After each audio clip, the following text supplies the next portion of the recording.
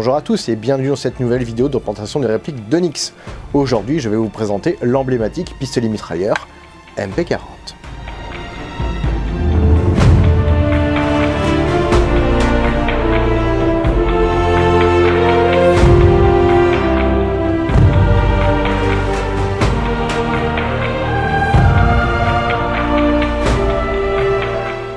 Avant de commencer, je dois préciser certains points. Il s'agit de quasi-armes, mais je parlerai ici de répliques pour plus de simplicité. Cette vidéo est réalisée en étroite collaboration avec les fabricants d'Onyx, que je remercie infiniment pour leur soutien. Mais ce n'est pas pour autant que ça va m'épargner de vous présenter tous les défauts de cette réplique. Je vous présente ici une review et non une publicité vous incitant à acheter. De nombreuses personnes vont me demander mais quel est l'intérêt d'avoir une réplique qui ne tire à rien du tout, qui n'est pas airsoft, et qui n'est pas une vraie arme. Historiquement, effectivement, il n'y en a aucun. Cette quasi-arme n'est qu'un bloc de métal et de plastique qui n'aura pas d'autre but que de faire joli. Mais les répliques de ce type sont l'avenir de la reconstitution. Lorsque toutes les armes neutralisées auront été interdites, il ne restera plus que ça pour présenter au public comment étaient les années 40. Et qui dessinait ce type de réplique alors? Aux collectionneurs, aux accessoiristes de cinéma et de théâtre, ainsi qu'à toute personne souhaitant agrémenter un mannequin par exemple, sans pour autant vendre un rein. Il sera toujours possible bien sûr de se rabattre sur les airsoft, mais je vous défie de trouver un garant réaliste pour moins de 200 €. Alors d'Onyx c'est quoi? Il s'agit d'une entreprise espagnole créée en 1967 qui est spécialisée dans la reproduction d'armes allant de l'Antiquité à 1982.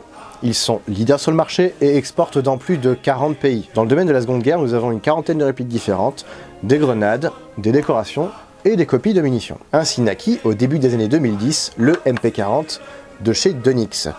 Réalisé en métal, Yamac, et en bakélite, plastique, il fait tout de même 3,6 kg, soit 400 g de moins que l'original. Libre à vous de pouvoir l'alourdir légèrement pour qu'il ait un poids réaliste, mais ça va être compliqué de l'alourdir tout en gardant ses fonctionnalités originales. Pour parler du prix, vous pourrez retrouver cette réplique entre 180 et 200 € environ, neuf. Après vous pourrez toujours vous rabattre vers un airsoft qui sera légèrement moins cher. Mais si vous faites des films, s'il vous plaît, prenez celui-ci et non le MP40 AGM avec le sélecteur de tir. N'est-ce pas Bastien? Il manquerait plus que ce soit des MP40 AGM, tu sais.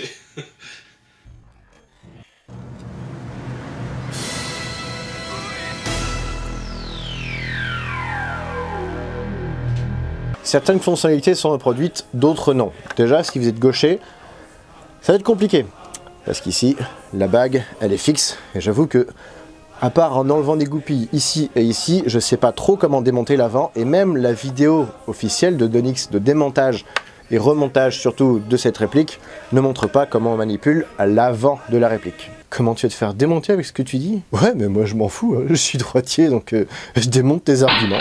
Sans rire, si vous voulez apprendre à démonter le mécanisme du MP40, je vous invite à voir la vidéo, le lien est dans la description de cette vidéo. On devine certaines moulures sur les pièces. Libre à vous de prendre une lime pour pouvoir finir le travail, pour ensuite le rebronzer évidemment. Le bouton du démontage pour désolidariser la partie haute de la partie basse ici est factice.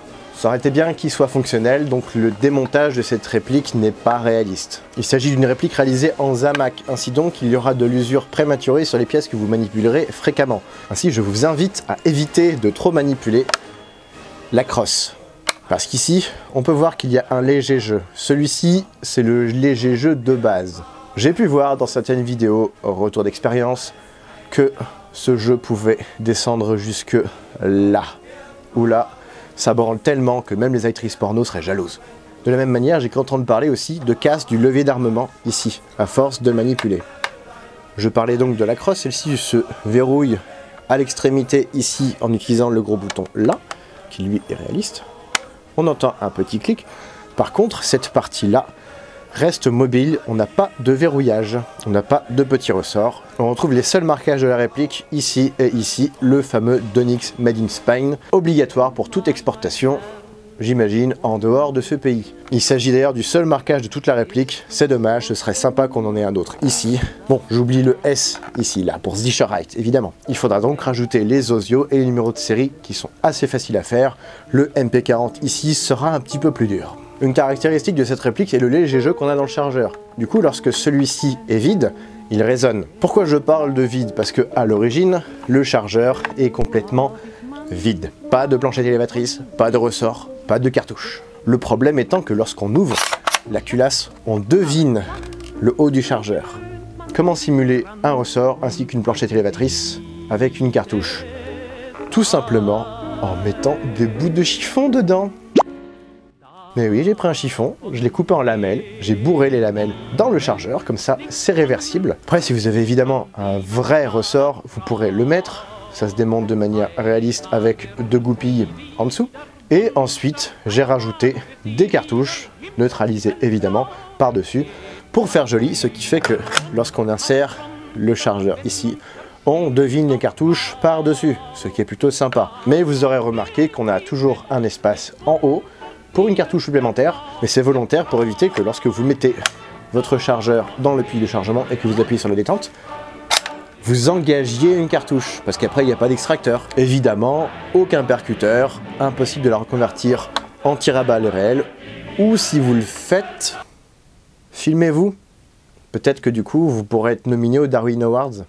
Et si vous me prenez au premier degré, bah, donnez-moi de l'argent avant de vous filmer en train de vous tuer. Comme ça, peut-être que votre naïveté me permettra d'être riche.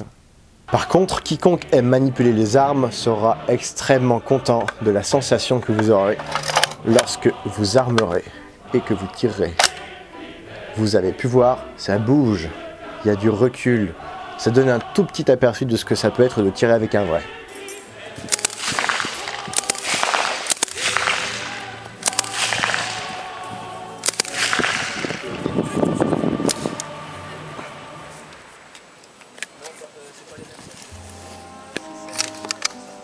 Et en plus, on a un joli bruit métallique et sec, en plus d'un bruit de ressort. Ça fait vraiment plaisir. Imaginez un petit peu si on avait ce bruit-là. C'est un MP canard. Continue ta vidéo, sinon je vais t'appeler MP connard. Évidemment, j'oubliais de préciser, il est possible de mettre la réplique en sûreté de manière réaliste. Pour après revenir en position de tir. Nous avons une hausse ici qui n'est pas mobile. C'est dommage, elle est moulée dans la masse. Il y a un accessoire qui est quasiment indispensable. Il s'agit de la bretelle. La bretelle peut être fournie lorsque vous achetez la version 1111C de cette réplique. 1111C. C'est pour sangle. Mais elle n'est pas de la meilleure des qualités. Avec cette référence, 1111, on peut dire que c'est l'invasion des Huns.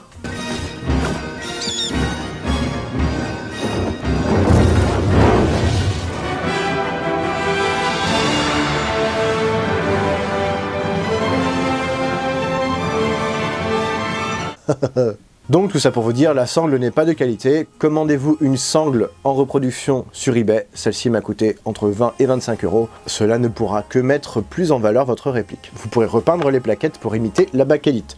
Ce que j'ai fait ici. Il s'agit donc de peinture à maquette Umbrol, marron, noir et rouge. Et je l'ai appliqué par petites touches, par-ci par-là, en dry brushing plus ou moins. J'ai recouvert le tout d'un vernis, à la base vernis bois, mais du coup vernis satiné couleur acajou, pour teinter un tout petit peu en rouge le résultat. Et le résultat est tout à fait convaincant. Si vous regardez sur les photos de MP40 originales sur Google ou dans les musées, ce que j'ai pu faire plein de fois, parce que c'est mon arme préférée, vous verrez que les plaquettes du haut ne sont pas noires. Elles sont marron chocolat très foncé, plus ou moins foncé rouge d'ailleurs, mais pas noires. Il sera possible de décaper facilement entièrement votre réplique. En effet, il s'agit d'un bronzage industriel, donc superficiel. Une simple laine d'acier vous permettra de réaliser ce travail pour après vous permettre de le rebronzer. Après, j'avoue que je me suis tellement fait plaisir dessus que...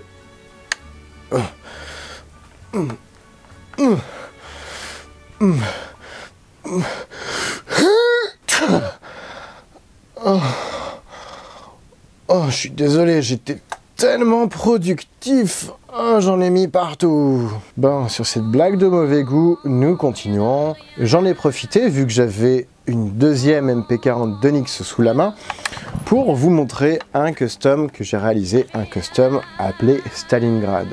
J'ai donc appliqué rapidement de la peinture blanche par-dessus, tout comme j'ai pu le faire pour ce casque. J'ai tout simplement passé de la laine d'acier sur pas mal d'arêtes pour simuler son utilisation. Le résultat est plutôt pas mal et réaliste si on peut en croire cette photo-là. C'est une des seules photos que j'ai pu trouver avec une MP40 blanche. Comme ça, là, elle paraît limite plastique. Mais en fait, quand on la prend en main, elle reste quand même lourde. Comme ton humour. Ouais, c'est vrai. C'est vrai. Ben, je vais pas vous embêter plus longtemps.